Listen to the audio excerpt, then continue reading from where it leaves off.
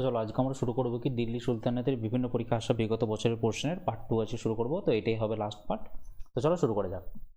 বলছে দেখো দিল্লির, এটা তোকে WBCS মেনে কিন্তু পড়েছে, 16তেও পড়েছে এবং 17তেও পড়েছে। এটা যে দিল্লির কোন সুলতানের শাসনকালে চেহেলকানি বা চল্লিশার উদ্ভব হয়। তাহলে চল্লিশার উদ্ভব হয় কার সময়? ইলতুৎমিশের সময় কিন্তু চল্লিশার উদ্ভবটা কিন্তু হয়ে থাকে। দেখো ইলতুৎমিশ সম্বন্ধে আমি আগেও অনেক কিছু জিনিস বলে রেখেছি পার্ট 1-এতে, যারা পার্ট 1টা দেখবে তারপরে কিন্তু এটাতে কিন্তু আসবে। ঠিক আছে, দেখো তাহলে ইলতুৎমিশ মানে হচ্ছে চল্লিশার কিন্তু উদ্ভব করে। আর বলবন কি করে?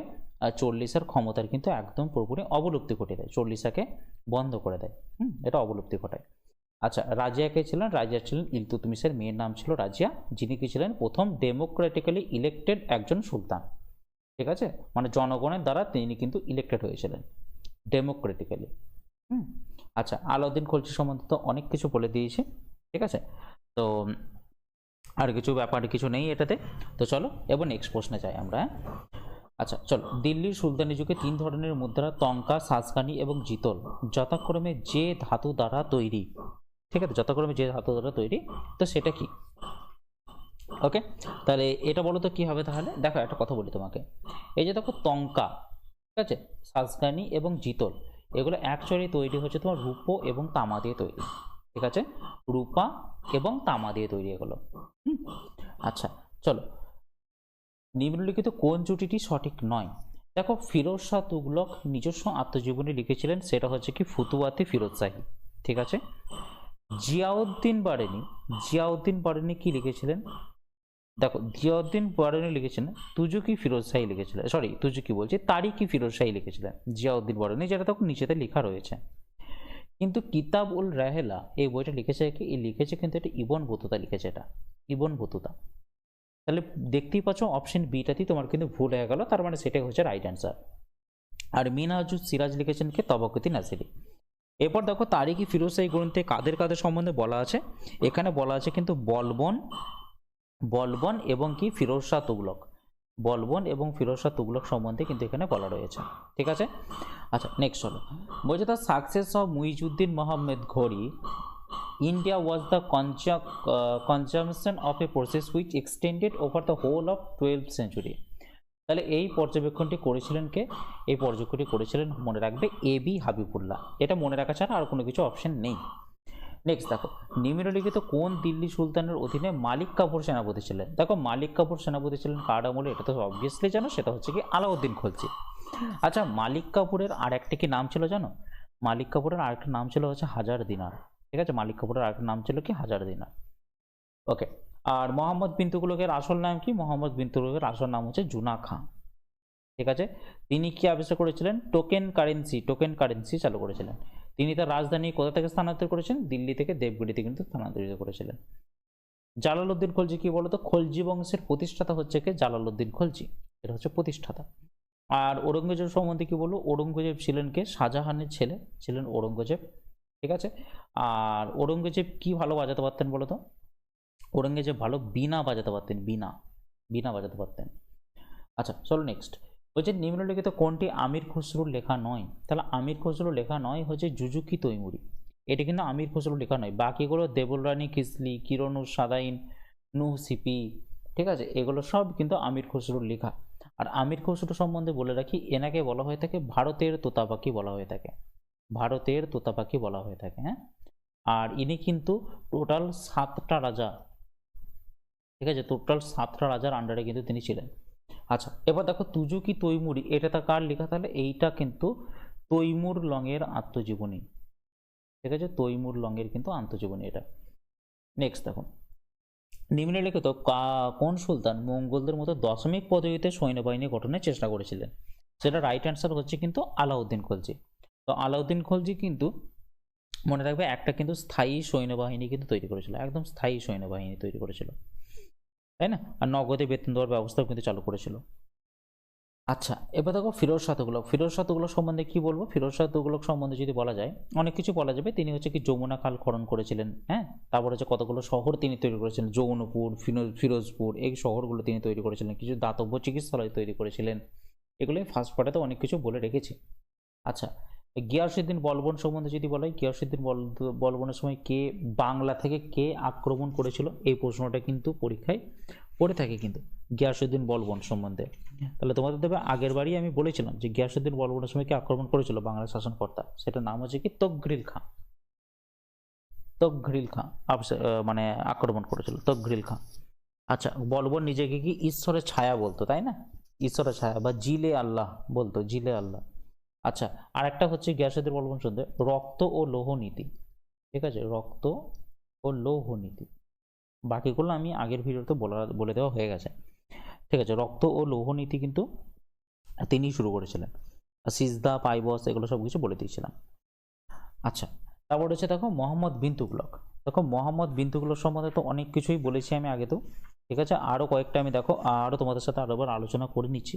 মোহাম্মদ বিন তুগলক সম্বন্ধে যদি আরও কিছু জানতে চাও, মনে রাখবে মোহাম্মদ বিন তুগলকের সময় টোটাল 22টি বিদ্রোহ হয়েছিল। টোটাল কটা বিদ্রোহ হয়েছিল? 22টি বিদ্রোহ হয়েছিল। ঠিক আছে, আচ্ছা, তিনি মনে রাখবে মানে ইবন বতুতাকে, তিনি ইবন বতুতাকে দিল্লির কাজী নিয়োগ করেছিলেন। দিল্লির কাজী নিয়োগ করেছিলেন, দিল্লির কাজী। ঠিক আছে, আচ্ছা, আর তিনি তো রাজধানী স্থানান্তরিত করেছিলেন, সেগুলো তো আমি তোমাদের সাথে আলোচনা করেছি, তাই না?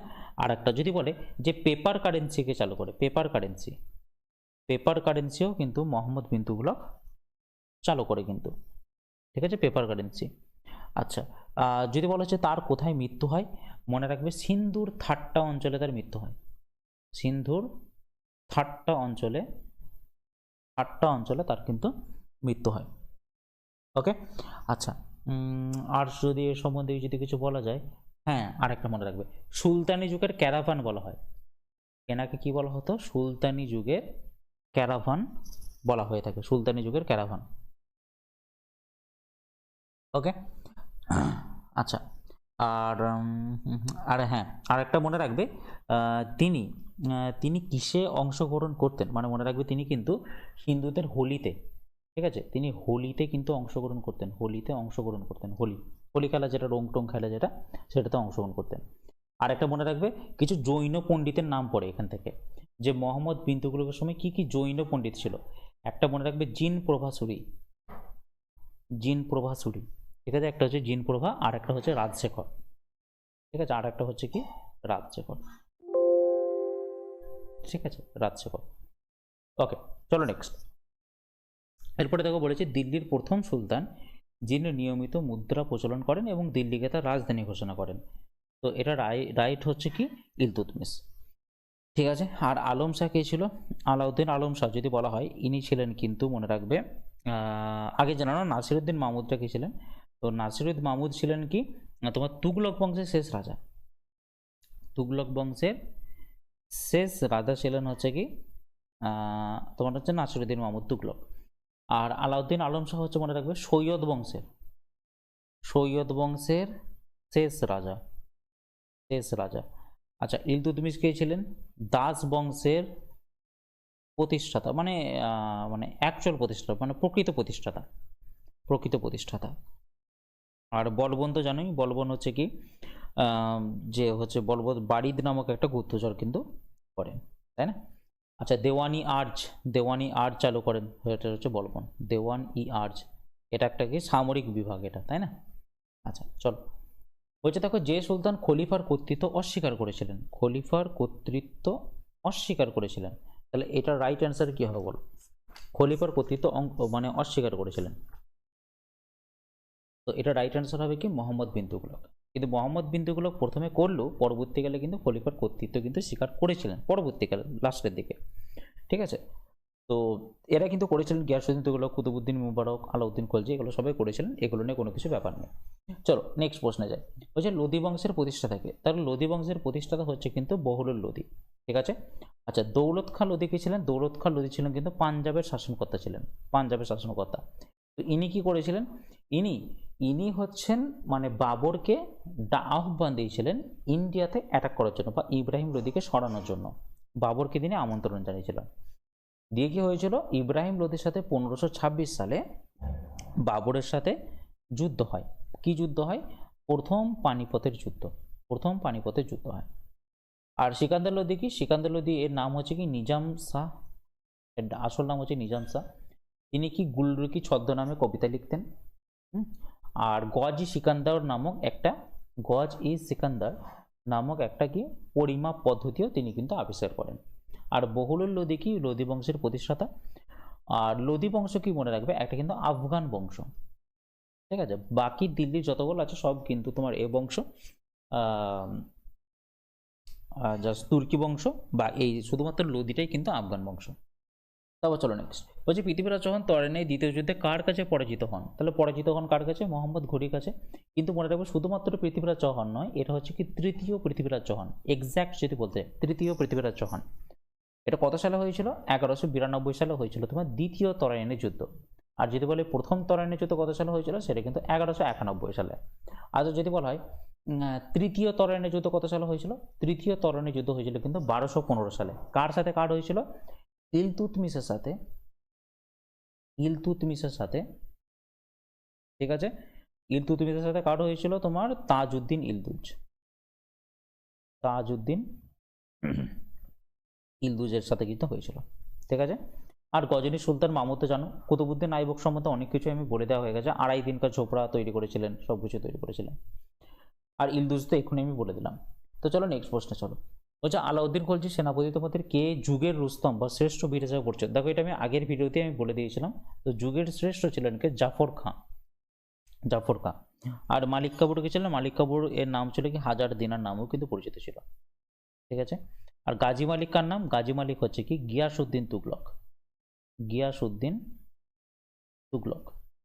গিয়াসউদ্দিন তুগলকের আসল নাম হচ্ছে কি গাজী মালিক, ওকে। আচ্ছা গিয়াসউদ্দিন তুগলক সম্বন্ধে একটা যদি বলা যায়, তুগলকাবাদ নির্মাণ করেছিলেন, ঠিক আছে। গিয়াসউদ্দিন তুগলক কি তুগলকাবাদ নির্মাণ করেছিলেন। তো এই তুগলকাবাদ এই নির্মাণ কার্যটা তিনি কিন্তু শেষ করতে পারেনি।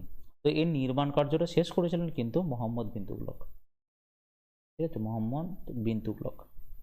ওকে নেক্সট চলো। কোন রাজা তার রাজসভায় কাউকে হাসতে দিতেন না, হাসতে দিতেন না কে, বলবন কাউকে কিন্তু রাজসভায় হাসতে দিতেন না, ঠিক আছে। আচ্ছা কুতুবুদ্দিন আইবক, ইলতুৎমিশ, আলাউদ্দিন খলজি, এগুলো নিয়ে প্রচুর এলাবোরেটলি ডিসক্রাইব হয়ে গেছে, আমি আর এগুলোতে যাচ্ছি না। নেক্সট চলো, খলজি বংশের রাজত্বকাল কোনটা। দেখো 1206 থেকে 1290 হচ্ছে তোমার হচ্ছে দাস বংশ বা মামলুক বংশ, একই ব্যাপার। দাস বংশের প্রতিষ্ঠাতা হচ্ছে কি কুতুবুদ্দিন আইবক, কুতুবুদ্দিন লিখে দিলাম। আচ্ছা নেক্সট চলো, 1290 থেকে 1320 হচ্ছে তোমার কি খলজি বংশ, খলজি বংশ। খলজি বংশের প্রতিষ্ঠাতাকে জালালউদ্দিন খলজি, জালালউদ্দিন খলজি। 1320 থেকে 1414 হচ্ছে তোমার কি তুগলক বংশ, তুগলক বংশের প্রতিষ্ঠাতাকে গিয়াসউদ্দিন তুগলক, গিয়াসউদ্দিন তুগলক। 1414 থেকে 1451 অব্দি কে ছিল, সৈয়দ বংশ, সৈয়দ বংশের প্রতিষ্ঠাতাকে খিজির খাঁ, ঠিক আছে। খিজির খাঁর উপাধি কি ছিল, খিজির খাঁর উপাধি ছিল রৈয়ত ই আলা, রৈয়ত ই আলা ছিল খিজির খাঁয়ের তোমার হচ্ছে উপাধি একটা। আর 1451 থেকে 1526 অব্দি কি ছিল, সেটা ছিল কিন্তু মনে রাখবে তোমার লোদি বংশ, লোদি বংশ। লোদি বংশের প্রতিষ্ঠাতাকে, লোদি বংশের প্রতিষ্ঠাতা হচ্ছে বহুলুল লোদি, বহুলুল লোদি, লোদি বংশের প্রতিষ্ঠাতা। ওকে নেক্সট চলো। বলছি দিল্লির সুলতানি সাম্রাজ্য কার আক্রমণে ধ্বংস হয়ে গিয়েছিল, ধ্বংস হয়ে গিয়েছিল কার আক্রমণে, বাবরের আক্রমণে ধ্বংস হয়ে গিয়েছিল। কেন, কারণ এটা ইব্রাহিম লোদির সাথে, ইব্রাহিম লোদির সাথে 1526 সালে প্রথম পানিপথের যুদ্ধ হয়ে যায়। আচ্ছা চেঙ্গিস খাঁ, চেঙ্গিস খাঁ কি ছিল, চেঙ্গিস খাঁ ছিল ভারত আক্রমণ করতে যাচ্ছিল, ঠিক আছে, ইলতুৎমিশের সময়। চেঙ্গিস খাঁ কি ইলতুৎমিশের সময় ভারত আক্রমণ করতে যাচ্ছিল, কিন্তু ইলতুৎমিশ জালালউদ্দিন বঙ্গবর্ণীকে স্থান না দেওয়ার কারণে আর যুদ্ধটা কি হয়নি।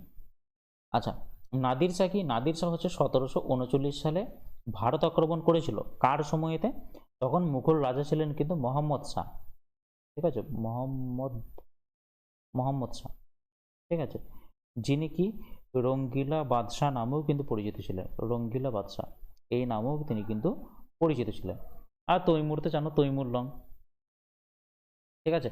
চলো নেক্সট বলছে দেখো নাসিরউদ্দিন চিরাগ কে ছিলেন, নাসিরউদ্দিন চিরাগ ছিলেন কে একজন সুফি সন্ত ছিলেন, এ নিয়ে কোনো কিছু ডাউট নেই। আচ্ছা মুঘল আমলে জাগির সুলতানি যুগের কোন ব্যবস্থার ন্যায় ছিল, সেটা ছিল কি ইকতা ব্যবস্থা। এটা ইতা হয়ে গেছে, এটা ইকতা হবে, এটা আচ্ছা নেক্সট চলো, বলছে কে লাখ বক্স নামে পরিচিত ছিলেন? লাখ বক্স নামে পরিচিত ছিলেন কে? কুতুবুদ্দিন আইবক ছিলেন লাখ বক্স নামে পরিচিত। ঠিক আছে। আচ্ছা, বলবন, ইলতুৎমিশ, রাজিয়া, এগুলো নিয়ে তো অনেক কিছু বলে দেওয়া হয়ে গেছে। আচ্ছা রাজিয়ার যদি বলা হয়, আম, হুম, বাংলার কে আক্রমণ করে মানে রাজিয়ার সময়, মনে রাখবে, সেটা কিন্তু মনে রাখবে কবির খাঁ। ঠিক আছে, কবির খাঁ বাংলার কিন্তু আক্রমণ করে রাজিয়াকে। হুম, আর রাজিয়া কাকে ভালোবাসতো? আহ, হুম, হুম, হুম, হুম, আলতুনিয়া। কাকে বলতো? ইয়াকুতকে ভালোবাসতো, বুঝলে? ইয়াকুতকে ভালোবাসতো, ইয়াকুত। কিন্তু একে হত্যা করে কে? আলতুনিয়া হত্যা করে দেয়। এগুলো বিশাল কিছু জানার প্রয়োজন নেই। ঠিক আছে, চলো নেক্সট। বলছে তো কোন সুলতানের সময় ব্রাহ্মণদের থেকে জিজিয়া কর নেওয়া হতো? দেখো, ব্রাহ্মণদের কাছ থেকে জিজিয়া কর নিত কে? ফিরোজ শাহ তুগলক। ফিরোজ শাহ তুগলক ব্রাহ্মণদের কাছ থেকে জিজিয়া কর নিত। ঠিক আছে। আর গিয়াসুদ্দিন তুগলক তো বলেই দিলাম, কি নাম ছিল গিয়াসুদ্দিন তুগলকের। আর এটা এটা তাহলে আমাকে কমেন্ট বক্সে জানাও, এক্ষুনি আমি তোমাদেরকে বলে দিলাম গিয়াসুদ্দিন তুগলকের কি নাম ছিল। তাও বলেই দিয়েছি না, গাজী মালিক। গাজী মালিক ছিল গিয়াসুদ্দিন তুগলকের নাম। আচ্ছা, বলবন সম্বন্ধে অনেক কিছু বলে দিয়েছি, মোহাম্মদ বিন তুগলক সম্বন্ধে অনেক কিছু বলা হয়ে গেছে। চলো নেক্সট প্রশ্নে যায়। 45, সৈয়দ আলী যুগের ইকতাদারদের বলা হতো কি? সেটা বলা হতো কি? মুনহিয়াস বলা হতো, মুনহিয়াস। তারপর দেখো, নিম্নলিখিত মধ্যে কাকে সিকান্দার লোদি হত্যা করার চেষ্টা করেন? সিকান্দার লোদি হত্যা করার চেষ্টা করেন কাকে? কবিরকে। কবিরকে হত্যা করার কিন্তু চেষ্টা করেন। দিল্লির সুলতানি যিনি নিজেকে দ্বিতীয় আলেকজান্ডার বলতেন, দ্বিতীয় আলেকজান্ডার কাকে বলতেন? একমাত্র আলাউদ্দিন খলজিকে বলতেন। সিকান্দার খান বলে কেউ নেই। বলবন আলোচনা হয়ে গেছে, সিকান্দার লোদি অনেক আলোচনা হয়ে গেছে। নেক্সট চলো, কোন তুর্কি সুলতান ইকতাপথা চালু করেছিলেন? ইকতাপথা চালু করেছিলেন কে? ইলতুৎমিশ ইকতাপথা চালু করেছিলেন। আর ইকতাপথা বন্ধ করে দেয় কে? বলবন বন্ধ করে দেয়। ঠিক আছে। আর মোহাম্মদ বিন তুগলক, আলাউদ্দিন খলজি, অনেক বলা হয়ে গেছে। নেক্সট চলো, সিংহাসন আরোহণের আগে কোন সুলতান কৃতদাস ছিলেন না? কৃতদাস ছিলেন না কে? ইলতুৎমিশ তো কৃতদাস ছিল, কুতুবুদ্দিন আইবকও কৃতদাস ছিল, বলবনও কৃতদাস ছিল, কিন্তু আলাউদ্দিন খলজি কৃতদাস কিন্তু ছিলেন না। ঠিক আছে, তো রাইট অ্যান্সার চলে আসবে অপশন 3, আলাউদ্দিন খলজি। ঠিক আছে। আচ্ছা, তারপরে চলো নেক্সট। বলছি ইবন বতুতা কার রাজত্বকালে ভারতে এসেছিলেন? ইবন বতুতা মনে রাখবে মোহাম্মদ বিন তুগলকের সময় ভারতে এসেছিলেন। তো ইবন বতুতা কোথা থেকে এসেছিলেন? মরক্কো থেকে এসেছিলেন ইবন বতুতা। ঠিক আছে, এবং মরক্কো থেকে এসেছিলেন, এবং তিনি একটি বই লিখেছিলেন, সেটার নাম হচ্ছে কিতাব উল রাহেলা। কিতাব উল রাহেলা। হুম। আচ্ছা, আকবর সম্বন্ধে কিছু বলে রাখি। আকবর কোথায়? কুরনুলে। আকবরের কোথায়? কুরনুলে কিন্তু তার প্রথম রাজ্যাভিষেক হয়। কত বছর বয়সে রাজ্যাভিষেক হয়? 13 বছর 4 মাস বয়সে তার কিন্তু রাজ্যাভিষেক হয়। ঠিক আছে। এবার শেরশাহর আগের নাম কি ছিল? মনে রাখবে শের খাঁ। ঠিক আছে, শের খাঁ ছিল ওর আগের নাম। এবং তার সাথে হুমায়ুনের যুদ্ধ হয়। হুমায়ুনের কি যুদ্ধ হয়? একটা 1539 সালে, আর একটা হচ্ছে 1540 সালে, দুটো যুদ্ধ হয়। একটা 1539 সালে যুদ্ধটার নাম হচ্ছে কি চৌসারের যুদ্ধ, আর একটা যেটা হচ্ছে তোমার কনৌজের যুদ্ধ। এই দুটো যুদ্ধ হয়, দুটো যুদ্ধতেই তোমার শেরশাহ কিন্তু বিজয়ী হয় অ্যাকচুয়ালি। আচ্ছা, মোহাম্মদ বিন তুগলক সম্বন্ধে তো আর কিছু বলার কিছু নেই, আলাউদ্দিন খলজি অনেক কিছু বলা হয়ে গেছে। তো আজকের জন্য আপাতত এই শেষ করলাম, না এখনো আছে। আচ্ছা চলো, আলাউদ্দিন খিলজির দাক্ষিণাত্য অভিযানের সময় সেনাপতি কে ছিলেন? দাক্ষিণাত্য অভিযানের সময় সেনাপতি ছিলেন কে? মালিক কাফুর। ঠিক আছে। উলুখ্খা কার নাম? উলুখ্খা হচ্ছে বলবনের নাম, বলবন। নেক্সট চলো, বলছে তরাইনের প্রথম যুদ্ধ কবে সংঘটিত হয়েছিল? তরাইনের প্রথম যুদ্ধ হয়েছিল কিন্তু 1191 সালে। 1192 কি দ্বিতীয় যুদ্ধ হয়েছিল। আর 1206 খ্রিস্টাব্দে কি হয়েছিল? দাস বংশের শুরু হয়, দাস বংশ শুরু হয় 1206 থেকে 1290 অব্দি। নেক্সট চলো, বলছে আলাউদ্দিন খিলজির দাক্ষিণাত্য অভিযানের সময় সেনাপতি কে ছিলেন? সেটা তো এক্ষুনি বললাম, মালিক কাফুর। এই প্রশ্নটা রিপিটেশন হয়ে গেছে মনে হচ্ছে। ভারতের সামরিক কৌশল হিসেবে তুলুগমা সর্বপ্রথম ব্যবহার করেন কে? সেটা করেন কে? বাবর কিন্তু করেন, বাবর এই যুদ্ধটা করেন। ঠিক আছে। আচ্ছা, আকবর সম্বন্ধে আমি যখন মুঘল যুগ যখন পড়বো, আকবর সম্বন্ধে একদম এলাবোরেটলি ডিসক্রাইব করবো। আর হচ্ছে দেখো, কোন সুলতান ইকতা প্রথা, সৈন্য প্রথা, মুদ্রা প্রথা সহ দিল্লি সুলতানের ব্যবস্থা সবচেয়ে গুরুত্বপূর্ণ প্রতিষ্ঠানগুলির গোড়াপত্তন করেছিলেন? তো এটা গোড়াপত্তন করেছিলেন কে? ইলতুৎমিশ। ইলতুৎমিশকে সেই জন্যই বলা হয়ে থাকে, একদম প্রকৃত প্রতিষ্ঠাতা বলা হয়ে থাকে। আর এইগুলো নিয়ে তোমরা আগের ভিডিওটা দেখলে তোমাদের একদম ক্ল্যারিটি চলে আসবে, আমি এগুলো রিপিটেশন করছি না। ঠিক আছে, পার্ট 1টা তোমরা ভালো করে দেখে নেবে। ওকে, তারপর দেখো নিম্নলিখিত দিল্লি সুলতান বংশগুলির শাসনকালে সঠিক পর্যায়টি তোমাকে এখানে লিখতে বলেছে, তাই না? সঠিক পর্যায়টি তোমাকে এখানে লিখতে বলেছে। তো দেখো আবার হোল্ড করো। হ্যাঁ দেখো, সঠিক পর্যায়ে যদি বলে তাহলে প্রথম হচ্ছে কি, আমাদের প্রথমে হয়েছিল কি ইলবাড়ি তুর্ক হয়েছিল প্রথমে, তারপরে হচ্ছে খিলজি, তারপরে হচ্ছে তুগলক, তারপরে হচ্ছে লোদি। হ্যাঁ, তাহলে প্রথমে হচ্ছে এইটাই রাইট অ্যান্সার। প্রথমে ইলবাড়ি, তারপর হচ্ছে খিলজি, তারপর হচ্ছে তোমার তুগলক, তারপর হচ্ছে লোদি। ঠিক আছে, আচ্ছা চলো চলো আপাতত তাহলে আজকে এখানেই শেষ করলাম, দেখা হবে নেক্সট সেশনে আবার।